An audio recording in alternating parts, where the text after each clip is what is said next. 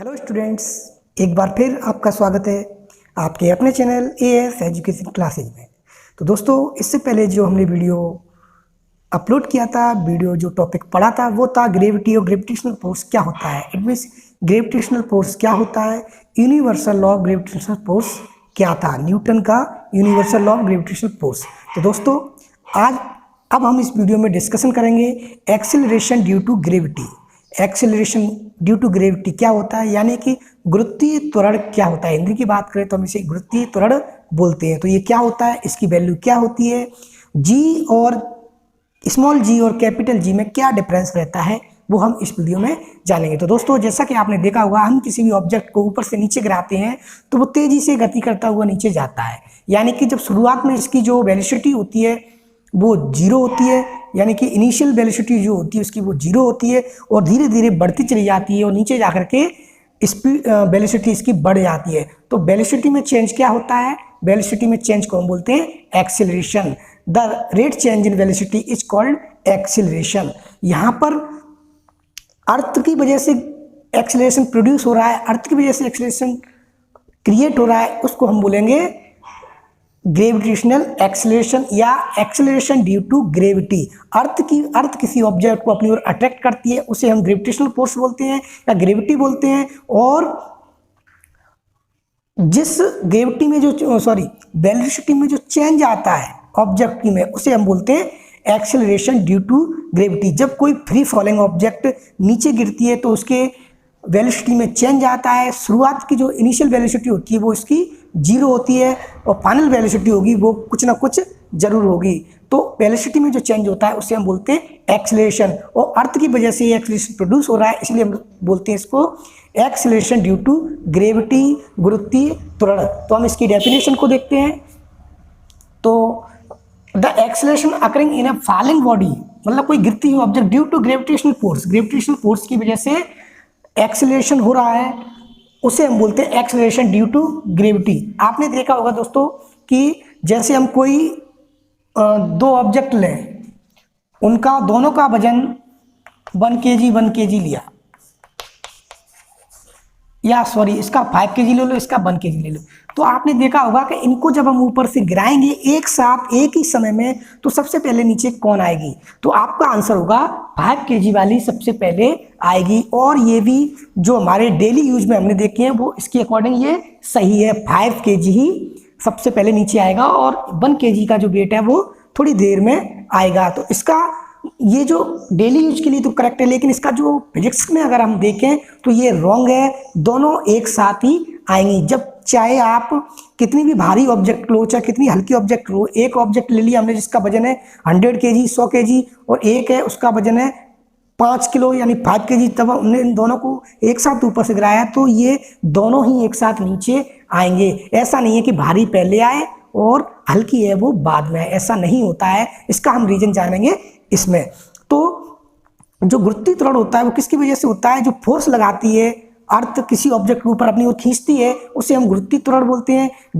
तो गुरुत्वीय त्वरण की वैल्यू क्या होती है, सपोज दैट हम इस पर निकालेंगे, जैसे कि जो अर्थ है, अर्थ उस ऑब्जेक्ट को अपनी तरफ खींच रही है ग्रेविटेशनल फोर्स से, उसकी वैल्यू हो जाएगी F = G_m_E_m। m ई क्या है यहाँ पर, m ई है मास ऑफ अर्थ, ई का मतलब अर्थ और m है मास ऑफ एन ऑब्जेक्ट। किसी ऑब्जेक्ट जो गिर रही है नीचे, उसका ऑब्जेक्ट ले लिया, मान के चलो ये है, ये नीचे गिर रही है वस्तु अर्थ पर, तो अर्थ का मास ले लिया हमने m ई और इसका ले लिया स्मॉल m। और r क्या है, r radius of the earth, earth की त्रिज्या है, रेडियस है, ठीक है ना। तो ये इसका फॉर्मूला जाएगा, इसके इक्वेशन नंबर हम 1 मान ले, F = G_m_E_m/r²।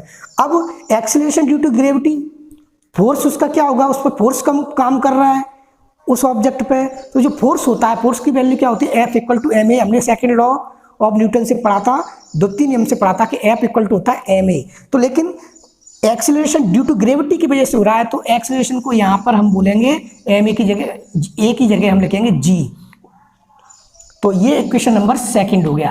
तो ये हो जाएगा F = mg, यानी कि हमने g क्यों लिया है, acceleration due to gravity is g due to force.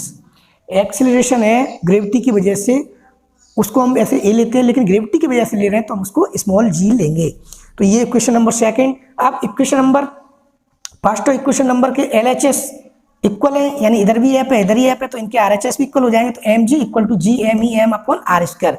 यहाँ से अगर हम g की वैल्यू निकालें तो m से m कट जाएगा, कैंसिल हो जाएगा, तो g इक्वल टू आएगा G M E upon R square.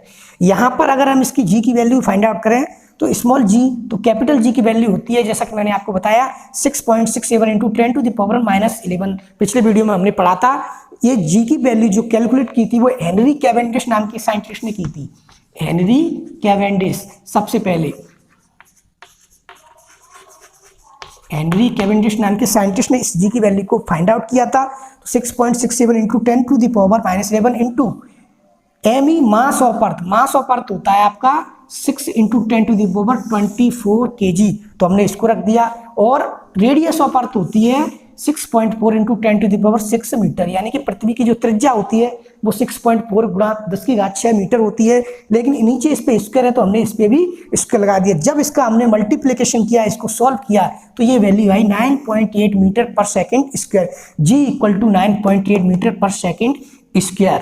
तो इसकी जो यूनिट होती है वही होती है जो एक्सेलरेशन की होती है, क्योंकि हमने जो पढ़ा है कि एक्सेलरेशन क्या होता है, change in velocity, the rate change in velocity is called acceleration. Acceleration की ऐसा यूनिट होती थी मीटर पर सेकंड स्क्वायर। उसी प्रकार जी की जो स्मॉल जी है इसकी ऐसे यूनिट होती है मीटर पर सेकंड स्क्वायर। इसको बोलेंगे हम एक्सेलरेशन ड्यू टू ग्रेविटी। तो स्मॉल जी क्या होगी, एक्सेलरेशन ड्यू टू ग्रेविटी। इसकी वैल्यू हो गई 9.8 मीटर पर सेकंड स्क्वायर। आप इसको नोट कर लीजिए। ये वैल्यू अर्थ की वैल्यू होती है, ये अर्थ पे इसकी वैल्यू है 9.8 मीटर पर सेकंड स्क्वायर। इसकी वैल्यू चेंज होती चली जाती है। जैसे हम अर्थ से ऊपर गए, ये अर्थ है, अर्थ से हम जैसे जैसे ऊपर चले जाते हैं जी की वैल्यू कम होती जाती है, और अर्थ से जैसे हम नीचे चले जाते हैं तो जी की वैल्यू बढ़ती चली जाती है। और सेंटर पर जाके जी की वैल्यू 0 होती है। केंद्र पर अर्थ के सेंटर पर जी की वैल्यू 0 होती है। जैसे जैसे हम अर्थ से ऊपर चलते जाते हैं जी की वैल्यू बढ़ती चली जाती है। अर्थ से जैसे नीचे जाते हैं जी की वैल्यू कम होती चली जाती है, और सेंटर पे इसकी वैल्यू 0 होती है, ध्यान रखना। तो दोस्तों जी की वैल्यू सेंटर पर 0 होती है। और एक बात और, पोल्स होते हैं, पृथ्वी के जो ध्रुव हैं पोल्स हैं, उस पर जी की वैल्यू मैक्सिमम होती है। पोल्स पर मैक्सिमम होती है जी की वैल्यू, मैक्सिमम अधिकतम होती है ध्रुवों पर। और इक्वेटर यानी कि विषुवत रेखा बोलते हैं हिंदी में इसको, इक्वेटर पर जी की वैल्यू मिनिमम होती है। तो इसको आप यहाँ पे नोट कर लें कि जो ध्रुव होते हैं, पृथ्वी के जो ध्रुव है वहां पर जी की वैल्यू मैक्सिमम होती है, अधिकतम होती है। और इक्वेटर है, विषुवत रेखा है, वहां पर जी की वैल्यू मिनिमम यानी सबसे कम होती है। और पृथ्वी के केंद्र पर जी की वैल्यू कम होती चली जाती है, बिल्कुल 0 होती है, 0 होती है।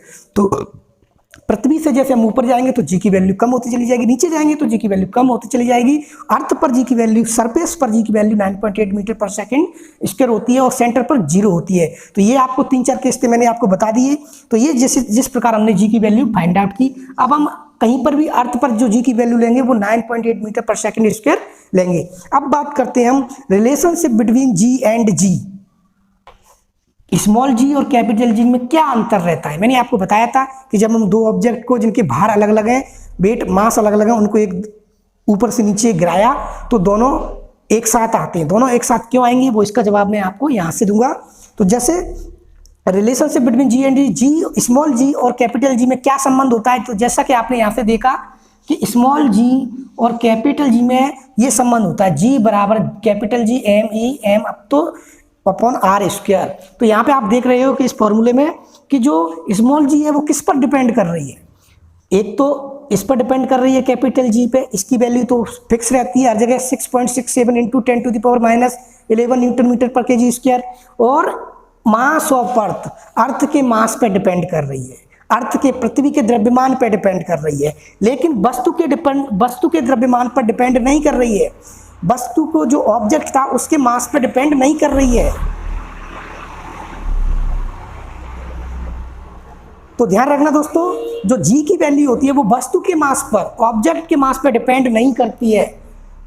यहाँ से आप देख सकते हो m से m कट गया था, तो ऑब्जेक्ट के मास पे डिपेंड नहीं कर रही। अगर डिपेंड करती तो यहाँ पर स्मॉल m होता, लेकिन यहाँ पे नहीं है। ये नोट करने वाली बात है कि g की वैल्यू होती है वो ऑब्जेक्ट के मास पर डिपेंड नहीं करती है, अर्थ के मास पर डिपेंड करती है और उसकी रेडियस पर डिपेंड करती है। तो इसी की वजह से चाहे मास कितना भी हो, चाहे 1 ग्राम हो, चाहे 10 ग्राम हो, चाहे 10 किलो हो, चाहे 1 न्यूटन हो, दोनों को जब एक साथ गिराएंगे तो वो दोनों एक साथ ही नीचे आएंगी। यही इसका जवाब यहीं से आपको मिला है। तो हमने इस वीडियो में सीखा कि एक्सेलरेशन ड्यू टू क्या, एक्सेलरेशन ड्यू टू ग्रेविटी क्या होता है, गुरुत्वाकर्षण क्या होता है, कि जब हम किसी ऑब्जेक्ट को नीचे गिराते हैं तो पृथ्वी जिस फोर्स से उसको खींचती है उसी को हम एक्सेलरेशन ड्यू टू, उसमें जो एक्सेलरेशन प्रोड्यूस होता है, एक्सेलरेशन उत्पन्न होता है, एक्सेलरेशन को हम जानते हैं कि वेग में परिवर्तन की दर को त्वरण कहते हैं। The rate change in velocity is called acceleration. तो यहाँ पर जैसे हमने इस ऑब्जेक्ट को नीचे गिराया तो यहाँ पर जो वेलोसिटी थी, इनिशियल वेलोसिटी वो 0 थी, नीचे वेलोसिटी उसकी बढ़ जाएगी।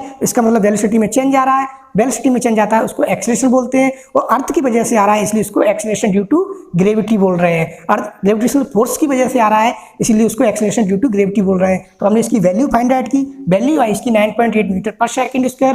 फिर हमने स्मॉल जी और कैपिटल जी में रिलेशनशिप देखा, तो वो ये रिलेशनशिप ये था, small g equal to capital G M E upon R square. इसका मतलब ये है कि जी की वैल्यू जो होती है वो वस्तु के मास, वस्तु के द्रव्यमान पर डिपेंड नहीं करती है, अर्थ के मास पर डिपेंड करती है, कैपिटल जी पे करती है और उसकी त्रिज्या पर डिपेंड करती है। तो इसीलिए जब हम दो विभिन्न मास वाली ऑब्जेक्ट को, वेरिएशन मास ऑब्जेक्ट को ऊपर से नीचे गिराते हैं तो दोनों एक साथ आती हैं। अब आप ये नहीं बोलोगे कि भारी ऑब्जेक्ट है जो उसका मास ज़्यादा वो पहले आएगी, हल्की ऑब्जेक्ट है वो बाद में आएगी, ऐसा नहीं है। ये तो दैनिक जीवन में, डेली लाइफ में इसलिए होता है क्योंकि फ्रिक्शन होता है, एयर में फ्रिक्शन होता है, हवा चलती है, उसकी वजह से दोनों एक साथ नहीं आ पाती हैं। और अगर फिजिक्स में, स्टैंडर्ड फिजिक्स की बात करें तो दोनों एक साथ आएंगी। तो आई होप आपको ये वीडियो समझ में आया होगा।